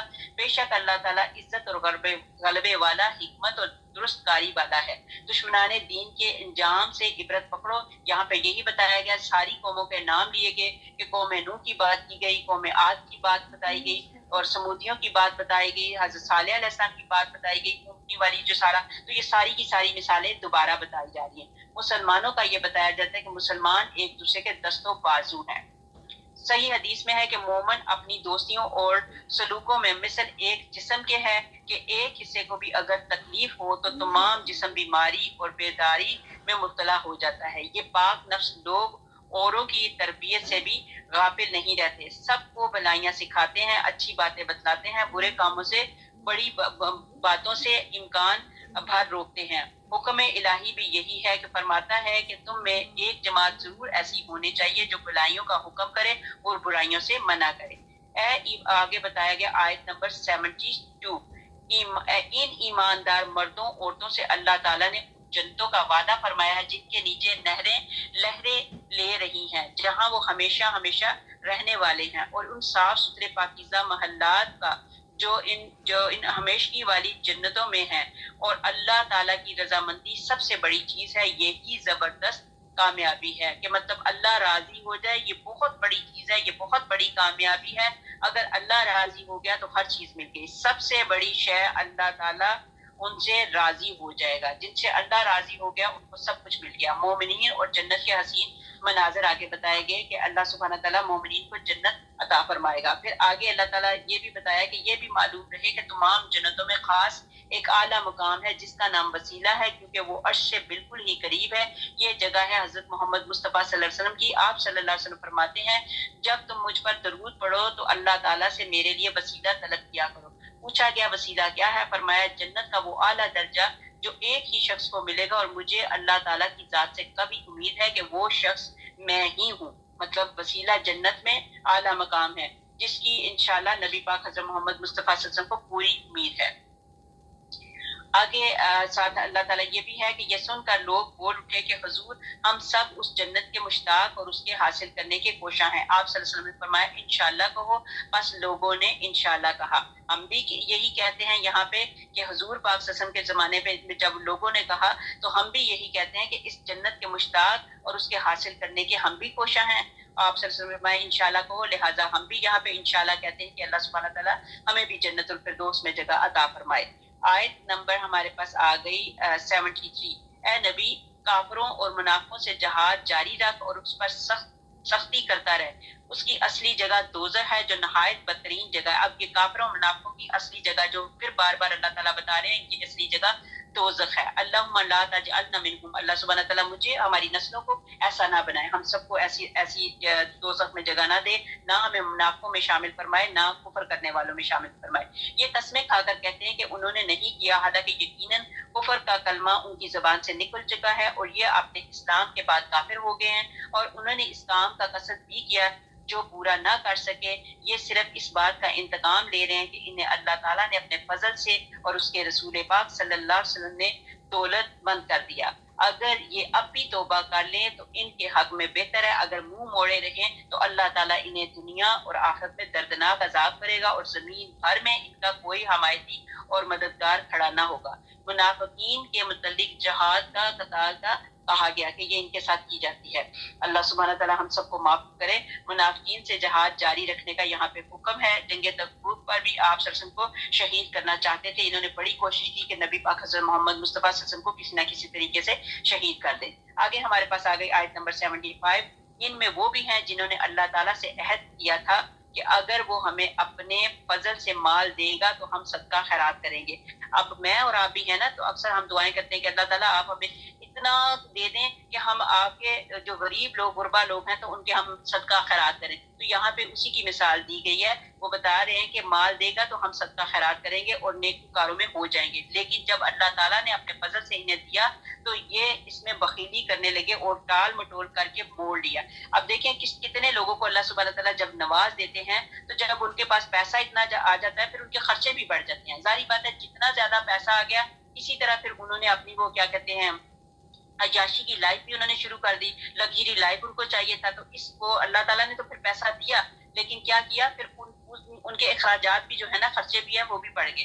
پھر اس کی سزا میں اللہ تعالیٰ نے ان کے دلوں میں نفاق ڈال دیا اللہ تعالیٰ سے ملنے کے دنوں تک, کیونکہ انہوں نے اللہ تعالیٰ سے کیے ہوئے وعدے کا خلاف کیا اور جھوٹ بولتے رہے. کیا وہ نہیں جانتے کہ اللہ تعالیٰ کو ان کے دل کا بھید اور ان کی سرگوشی سب معلوم ہے, اور اللہ تعالیٰ غیب کی تمام خبروں سے خبردار ہیں. منافقین اللہ تعالیٰ کا فضل حاصل کرنے کے بعد اس سے کیا ہوا وعدہ جو ہے وہ جو منافقین جو ہے وہ بھول جاتے ہیں. اس میں ایک سلبہ تھا آدمی جو انصاری تھا, اس کا واقعہ بتایا ہے, انشاءاللہ بتاتی چلتی ہوں. یہ آیت سلبہ بن خاطب انصاری کے بارے میں نازل ہوئی. اس نے حضور پاک صلی اللہ علیہ وسلم سے درخواست کی کہ میرے لیے مالداری کی دعا کیجیے.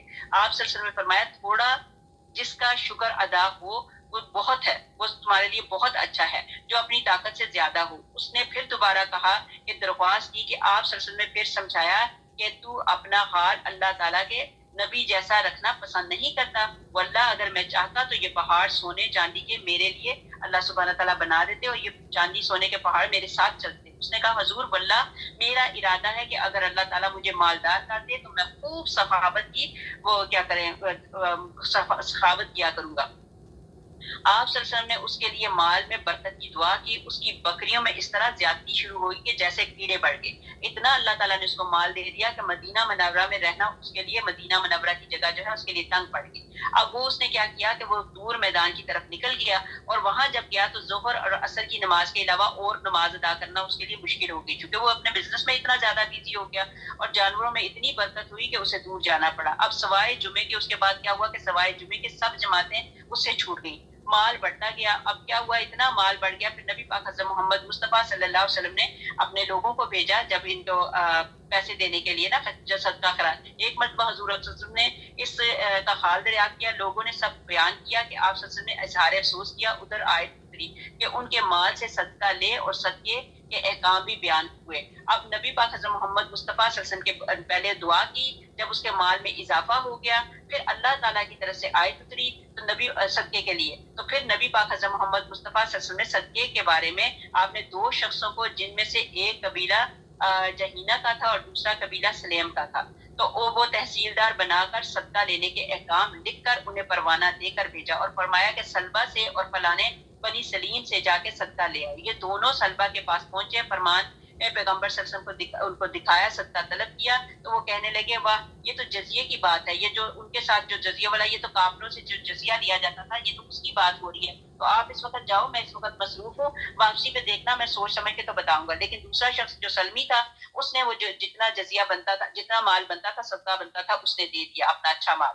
پھر اس کے بعد وہ سلبہ کے متعلق نبی پاک حضرت محمد مصطفیٰ صلی اللہ علیہ وسلم کے پاس وہ لوگ گئے، انہوں نے بتایا کہ سلبہ نے کہا ہے کہ میں سوچ سمجھ کے دوں گا، یہ تو آپ جزیے کی بات کریں، جو کافروں پہ جزیہ ہوتا تھا، میں کافر تھوڑا ہوں جو مجھ سے جزیہ لیا جا رہا ہے۔ تو لہٰذا نبی پاک حضرت محمد مصطفیٰ صلی اللہ علیہ وسلم نے کہا کہ جو میرا مطلب انہوں نے انکار کر دیا، وہ آیا پھر کافی دیر کے بعد آیا، تو نبی پاک حضرت محمد مصطفیٰ صلی اللہ علیہ وسلم نے اس کو لینے سے انکار کر دیا۔ اسی طرح پھر نبی پاک حضرت محمد مصطفیٰ صلی اللہ علیہ وسلم چلے گئے، نبی پاک صلی اللہ علیہ وسلم نے قبول نہیں فرمایا، تو پھر اس کے بعد یہ آئے اور آ کے تو جزیہ وہ پیسہ دینے لگے، تو انہوں نے بھی قبول نہیں کیا، غرض آپ نے بھی انکار کر دیا۔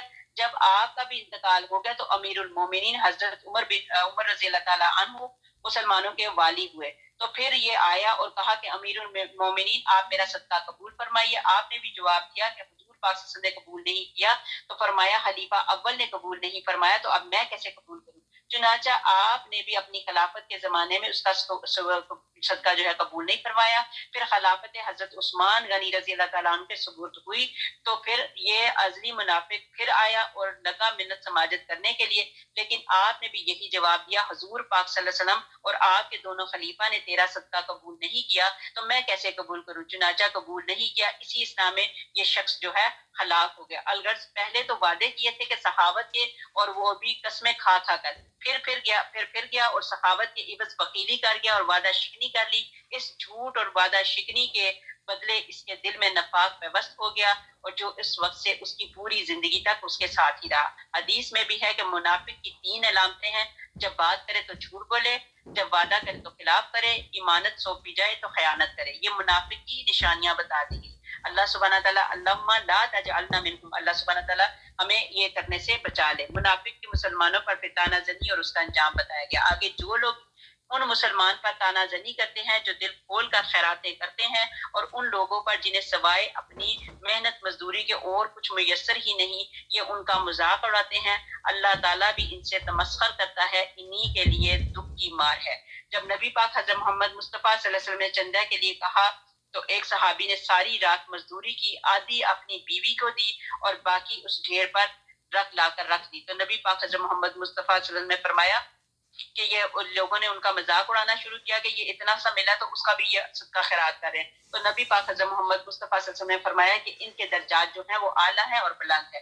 آیت نمبر 80، اسی لیے تو استغفار کر، ان کے لیے تو استغفار کر یا نہ کر، اگر تو 70 مرتبہ بھی ان کے لیے استغفار کرے تو بھی اللہ تعالیٰ انہیں ہرگز نہ بخشے گا۔ یہ آیت بھی بڑی امپورٹنٹ ہے۔ اکثر لوگ یہ کوشچن پوچھتے ہیں کہ فلاں بندہ، وہ فلاں بندہ جو مسلمان نہیں تھا تو وہ فوت ہو گیا، کیا ہم اس کی قبر پہ جا سکتے ہیں؟ کیا ہم اس کی بخشش کے لیے دعا کر سکتے ہیں؟ تو ان کے لیے یہ جواب ہے کہ ان کے لیے تو استغفار کر یا نہ کر، اگر تو 70 مرتبہ بھی ان کے لیے استغفار کرے تو بھی اللہ تعالیٰ انہیں ہرگز نہ بخشے گا۔ یہ اس لیے کہ انہوں نے اللہ تعالیٰ سے اور اس کے رسول صلی اللہ علیہ وآلہ وسلم سے کفر کیا ہے۔ ایسے فاسق لوگوں کو اللہ کریم ہدایت نہیں دیتا۔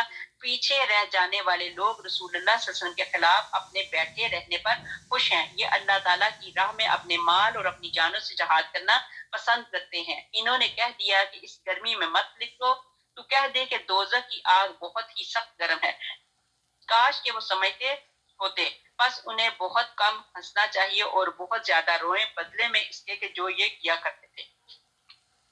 اب یہاں پہ بات بتائی جا رہی ہے عبداللہ بن ابی، جو منافق کا بیٹا حاضر خدمت ہو کر حضور اکرم صلی اللہ علیہ وسلم کی خدمت میں عرض کرتا ہے کہ میرا باپ نزاع کی حالت میں ہے، میری چاہت ہے کہ آپ صلی اللہ علیہ وسلم اس کے پاس تشریف لے چلیں، اس کے جنازے کی نماز بھی پڑھائیں۔ تو آپ صلی اللہ علیہ وسلم نے پوچھا تیرا نام کیا ہے؟ اس نے کہا حباب۔ آپ صلی اللہ علیہ وسلم نے فرمایا تیرا نام عبداللہ ہے، حباب تو شیطان کا نام ہے۔ اب آپ صلی اللہ علیہ وسلم ان کے ساتھ ہو لیے، ان کے باپ کو اپنا کرتا اپنے پسینے والا پہنایا، اس کے جنازے کی نماز پڑھائی۔ آپ صلی اللہ علیہ وسلم سے کہا بھی گیا کہ آپ صلی اللہ علیہ وسلم اس کے جنازے پر نماز پڑھ رہے ہیں۔ آپ صلی اللہ علیہ وسلم نے فرمایا کہ اللہ تعالیٰ نے 70 مرتبہ کے استغفار سے بھی نہ بخشنے کو فرمایا، میں 70 بار، پھر 70 بار، پھر 70 بار استغفار کروں گا۔ مطلب یہ ہے 70 ٹائم، اگر ہم 4 پہ کریں تو یہ 280 ٹائم، 280 مرتبہ میں استغفار کروں گا۔ کہ نبی پاک حضرت محمد مصطفیٰ صلی اللہ علیہ وسلم نے کہا کہ اللہ تعالیٰ اگر 70 مرتبہ میری استغفار نہیں تو میں پھر 70 بار، پھر 70 بار، پھر 70 بار استغفار کروں گا۔ لہٰذا میں اور آپ بھی یہی پہ اللہ تعالیٰ سے توبہ کرتے ہیں، اللہ تعالیٰ سے معافی مانگتے ہیں، اللہ سبحانہ تعالیٰ ہماری بخشش کر دے، مغفرت کر دے، اور اللہ سبحانہ تعالیٰ ہمیں ان منافقوں میں نہ شامل فرمائے۔ سورج کی گرمی سے ڈر کر جہاد سے پیچھے رہنے والے جہنم کی آگ کو یاد کریں۔ انہوں نے ان کو کہا کہ سورج اتنی گرمی ہے، یہ ہوگا وہ ہوگا، تمہاری یہ آگ آتش دوزخ کے 70 اجزاء میں سے ایک جز ہے، پھر بھی یہ سمندر کے پانی میں 2 دفعہ بجھائی ہوئی ہے، ورنہ تم اس سے کوئی فائدہ حاصل نہ کر سکتے۔ مطلب یہ بتایا گیا کہ یہ جو آگ ہمیں دنیا کی جو آگ ہے، یہ دنیا کی آگ جو ہے 2 مرتبہ پانی میں بجھا کر پھر ہم تک پہنچی ہے۔ اگر وہی ایز اٹ از جیسی تھی ویسی ہوتی تو پتہ نہیں ہم لوگوں کا کیا حال ہو جاتا۔ یہ بتایا قرآن فرماتا ہے کہ وہ آگ ایسے شعلے زن ہے جو کھال اتار دیتی ہے۔ استغفر اللہ۔ عرب کا شاعر کہتا ہے کہ تو نے اپنی عمر سردی گرمی سے بچنے کی کوشش میں گزار دی، حالانکہ تجھے لائق تھا کہ اللہ تعالیٰ کی نافرمانیوں سے بچتا کہ جہنم کی آگ سے بچ جائے۔ اللہ سبحانہ تعالیٰ ہمیں اللہ تعالیٰ کی نافرمانیوں سے بچائے۔ آیت نمبر ہمارے پاس آ گئی 83۔ بس اگر اللہ تعالیٰ تجھے ان کی کسی جماعت کی طرف لوٹا کر واپس لے آئے، پھر یہ تجھ سے میدان جنگ میں نکلنے کی اجازت طلب کریں تو کہہ دینا کہ تم میرے ساتھ ہرگز چل نہیں سکتے اور نہ میرے ساتھ تم دشمنوں سے لڑائی کر سکتے ہو۔ تم نے پہلی مرتبہ ہی بیٹھ رہنے کو پسند کیا، بس تم پیچھے رہ جانے والوں میں ہی بیٹھے رہو۔ ان میں سے کوئی مر جائے تو اس کے جنازے کی ہرگز نماز نہ پڑھنا اور نہ اس کی قبر پر کھڑا ہونا، یہ اللہ تعالیٰ اور اس کے رسولوں کے منکر ہوگے اور مرتے دم تک بدکار بے اطاعت رہیں گے۔ اب یہ لالچی لوگوں کو جہاد میں نہ لے جائیے۔ لالچی لوگوں نے کیا کرنا ہے؟ اپنا ہی دیکھنا ہے۔ تو منافق کا جنازہ پڑھانے کی یہاں پہ ممانعت کی گئی ہے۔ ان میں سے کوئی مر جائے تو نماز جنازہ کے لیے مت جاؤ اور قبر پر کھڑے بھی نہ ہو۔ مطلب یہ ان کی بات کی جا رہی ہے کہ منافق کا جنازہ پڑھانے کی ممانعت ہے۔ حکم ہوتا ہے کہ اے نبی صلی اللہ علیہ وسلم تم منافقوں سے بالکل بے تعلق ہو جاؤ، اور ان میں سے کوئی مر جائے تو تم نہ تو ان کے جنازے کی نماز پڑھو، نہ ان کی قبر پر جا کر اس کے لیے دعائے استغفار کرو، اس لیے کہ یہ کفر و فسق پر زندہ رہے اور اسی پر مرے۔ یہ حکم تو عام ہے۔ وہ اس کی شان نزول حضرت عبداللہ اس کی جو ہے سوری حضرت نہیں ہے، یہ اس کی شان نزول جو ہے عبداللہ بن ابی سلول کے بارے میں ہے کہ جو منافقوں کا رئیس اور امام تھا۔ صحیح بخاری شریف میں ہے کہ اس کے مرنے پر اس کے صاحبزادے حضرت عبداللہ رسول اللہ صلی اللہ علیہ وسلم کی خدمت میں حاضر ہوئے اور درخواست کی کہ میرے باپ کے کفن کے لیے آپ خاص اپنا پہنا ہوا دو۔ تو وہی کرتے کے متعلق جو پہلے میں نے آپ کو بتائی کہ عبداللہ بن سلول جو منافقوں کا امام تھا، اس کا بیٹا آیا اور اس نے اپنے باپ کے لیے کرتا مانگا، لیکن پھر بھی اللہ سبحانہ تعالیٰ نے اس کی بخشش نہیں کی۔ یہ دونوں آیتیں نازل ہوئی ہیں، اس کے بعد آخر دم تک نہ حضور پاک صلی اللہ علیہ وسلم نے کسی منافق کے جنازے کی نماز پڑھی، نہ ان کی قبر پر آ کر دعا کی۔ پھر آگے حدیث شریف میں ہے کہ آپ فرماتے ہیں جو جنازے میں جائے اور نماز پڑھی جانے تک ساتھ رہے اسے 1 قرات ثواب ملتا ہے۔ یہ عام جنازے کی بات ہو رہی ہے، وہ منافقوں کی بات ہو رہی تھی، یہ عام جنازے کی بات ہو رہی ہے، مسلمانوں کے مومنوں کی۔ تو حدیث شریف میں ہے کہ آپ صلی اللہ علیہ وسلم فرماتے ہیں جو جنازے میں جائے اور نماز پڑھی جانے تک ساتھ رہے اسے 1 قرات ثواب ملتا ہے، جو دفن تک ساتھ رہے اسے 2 قرات ملتے ہیں۔ پوچھا گیا قرات کیا ہے؟ فرمایا سب سے چھوٹا قرات احد پہاڑ کے برابر ہوتا ہے۔ اسی طرح یہ بھی حضور پاک صلی اللہ علیہ وسلم کی عادت مبارکہ تھی کہ میت کے دفن سے فارغ ہو کر وہیں اس کی قبر کے پاس کھڑے ہو کر فرماتے ہیں کہ تھوڑا ٹھہرتے تھے اور فرماتے تھے اپنے ساتھی کے لیے استغفار کرو، اس لیے کہ ثابت قدمی کی دعا کرو، اس کے لیے ثابت قدمی کی دعا کرو، اس سے اس وقت سوال و جواب ہو رہا ہے۔ یہاں پہ یہ بتایا گیا کہ جب آپ کسی کو دفنانے کے لیے جاتے ہیں تو وہاں پہ تھوڑی دیر کے لیے کھڑے ہوں اور اس کے لیے استغفار کیا کرو، تمہاری استغفار جو ہے ان کو مطلب فائدہ دے گی۔ میت کو دفنانے کے بعد کچھ عرصہ وہاں اس کی مغفرت کے لیے اللہ تعالیٰ سے دعا مانگو۔ آگے ہمارے پاس آ گئی آیت نمبر 85۔ ان کے مال اور اولاد سے کچھ بھی تعجب نہ کرو، اللہ تعالیٰ کی چاہت یہی ہے کہ انہیں ان چیزوں سے دنوی سزا دے اور یہ اپنی جانیں نکلنے تک کافر ہی رہیں۔ جب کوئی صورت اتاری جاتی ہے تو اللہ تعالیٰ پر ایمان لاؤ اور اس کے رسول صلی اللہ علیہ وسلم کے ساتھ مل کر جہاد کرو، تو ان میں سے دولت مندوں کا ایک طبقہ تیرے پاس آ کر یہ کہہ کر رخصت لے لیتا ہے کہ ہمیں تو بیٹھے رہنے والوں میں ہی چھوڑ دیجیے، یہ تو خانہ نشین عورتوں کا ساتھ دینے پر بیج گئے ہیں اور ان کے دلوں پر مہر لگا دی گئی ہے، اب وہ کچھ سمجھ عقل نہیں رکھتے۔ یہ بزدل منافقین جہاد نہیں کر سکتے، یہ ان کی بات ہو رہی ہے۔ آگے بتایا گیا آیت نمبر 88 میں، لیکن خود رسول پاک صلی اللہ علیہ وسلم اس کے ساتھ کہ ایماندار اپنے مالوں اور جانوں سے جہاد کرتے رہے ہیں، یہی لوگ خوبیوں والے ہیں اور یہی لوگ کامیابی حاصل کرنے والے ہیں۔ انہی کے لیے اللہ تعالیٰ نے وہ جنتیں تیار کی ہیں جن کے نیچے نہریں جاری ہیں، جن میں یہ ہمیشہ رہنے والے ہیں۔ یہی بہت بڑی کامیابی ہے۔ بادیہ نشینوں میں سے عذر والے لوگ حاضر ہوئے کہ انہیں رخصت دے دی جائے اور وہ بیٹھ رہے، جنہوں نے اللہ تعالیٰ سے اس کے رسول صلی اللہ علیہ وسلم سے جھوٹی باتیں بنائی تھیں۔ اب تو ان میں جتنے کفار ہیں انہیں دکھ دینے والی مار پہنچ کر رہے گی، ناتواں ضعیفوں پر اور بیماروں پر اور جن کے پاس خرچ کرنے کو کچھ بھی نہیں ہے کوئی حرج نہیں ہے، بشرط یہ کہ وہ اللہ تعالیٰ اور اس کے رسول صلی اللہ علیہ وسلم کی خیر خواہی کرتے ہیں۔ ایسے نیک کاروں پر الزام کی کوئی راہ نہیں، اللہ تعالیٰ بڑی مغفرت اور رحمت والا ہے۔ ہاں ان پر بھی کوئی حرج نہیں جو تیرے پاس آتے ہیں کہ تو انہیں سواری مہیا کر دے، تو تو جواب دیتا ہے کہ میں تو تمہاری سواری کے لیے کچھ بھی نہیں پاتا، تو وہ رنج و غم سے اپنی آنکھوں سے آنسو بہاتے ہوئے لوٹ جاتے ہیں کہ انہیں خرچ کرنے کے لیے کچھ بھی میسر نہیں۔ بے شک ان لوگوں پر تو وہ راہ لازم ہے اور انہی پر ہے جو باوجود دولت مند ہونے کے تجھ سے اجازت طلب کرتے ہیں، جو خانہ نشین عورتوں کا ساتھ دینے پر خوش ہیں، جن کے دلوں پر مہر الہی لگ چکی ہے، جس سے وہ محض بے علم ہو گئے ہیں۔ سچے مسلمان ہی اپنی جان مال سے جہاد کرتے ہیں، جو دوسرے لوگ ہیں وہ یہ ایسا نہیں کرتے۔ یہاں پہ عبداللہ بن مغفل بن مکرم مزنی رضی اللہ تعالیٰ عنہ وغیرہ تھے، انہوں نے کہا کہ حضور پاک صلی اللہ علیہ وسلم ہمارے پاس سواریاں نہیں، آپ ہماری سواریوں کا انتظام کر دیں تاکہ ہم بھی اللہ کی راہ میں جہاد کرنے کا اور آپ صلی اللہ علیہ وسلم کی ہم رکابی کا شرف حاصل کریں۔ آپ صلی اللہ علیہ وسلم نے جواب دیا، واللہ میرے پاس تو ایک بھی سواری نہیں۔ یہ نا امید ہو کر روتے پیٹتے غمزدہ اور رنجیدہ ہو کر لوٹے۔ ان پر اس سے زیادہ بھاری بوجھ کوئی نہ تھا کہ یہ اس وقت ہم رکابی کی اور جہاد کی سعادت سے محروم رہ گئے اور عورتوں کی طرح انہیں یہ مدت گھروں میں گزارنی پڑے گی، نہ کہ ان کے پاس خود ہی کچھ ہی نہ تھا اور کچھ نہ ملتا تھا۔ بس جناب باری تعالیٰ نے یہ آیت انہی لوگوں کے لیے تسکین کے لیے نازل کی کہ کچھ ایسے بھی لوگ تھے جو جانا چاہتے تھے اور روتے تھے کہ کاش ہم بھی نبی پاک حضرت محمد مصطفیٰ صلی اللہ علیہ وسلم کے ساتھ جا کے تو یہ جہاد کریں، لیکن ان کے پاس مال نہیں تھا اور کچھ ایسے بیمار تھے، ان کا بھی دل چاہتا تھا جانے کے لیے لیکن ان کا نہ ہوا۔ سبحان الحمدللہ ہمارا آج 10واں اسپارہ جو ہے کمپلیٹ ہوا، اور انشاءاللہ اگر اللہ نے زندگی کی مہلت دی تو کل ہم 11واں اسپارہ پڑھیں گے، سورۃ توبہ ہی ہوگی، سورۃ نمبر 9 یا اسپارہ نمبر 11، اور اس کی انشاءاللہ تعالی آیت نمبر ہم نے پڑھنی ہے کل 94 انشاءاللہ۔ سبحان ربک رب العزت عما یصفون وسلام علی المرسلین والحمد للہ رب العالمین۔